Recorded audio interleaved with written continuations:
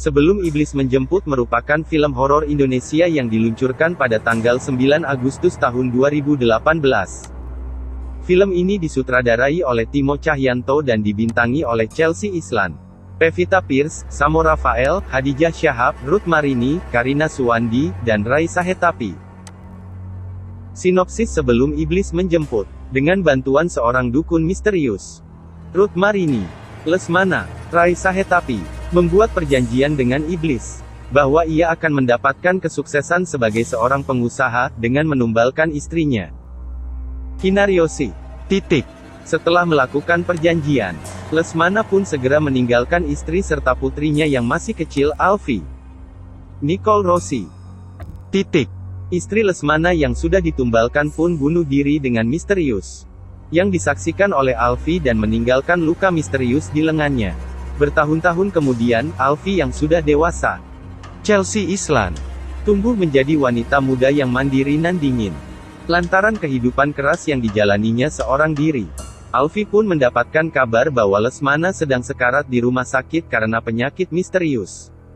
Dan di sanalah ia bertemu dengan anak-anak Lesmana yang lain, Maya, Pevita Pierce, Ruben, Samo Rafael, serta Nara, Hadijah Syahab, yang masih kecil, dari istri keduanya Laksmi, Karina Suwandi.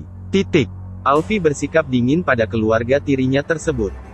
Namun saat ia ditinggal berdua dengan Lesmana dalam kamar, sesosok makhluk misterius menerornya. Mengetahui Lesmana masih memiliki satu villa di puncak yang mungkin bisa dijual, Laksmi beserta anak-anaknya bergegas mengamankan properti tersebut. Namun Alfie mendahului mereka tiba di sana. Alfie bertengkar hebat dengan Laksmi dan Maya. Dan saat keadaan mulai mereda, Laksmi yang berdiri di depan basement villa tersebut ditarik sosok misterius ke ruang bawah tanah.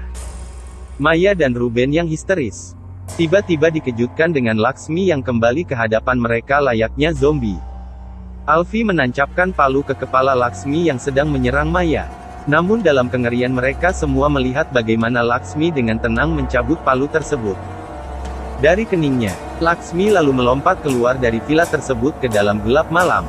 Maya terluka saat diserang Laksmi, dan di papa Alfie ia pun turun bukit untuk mencari bantuan di rumah warga.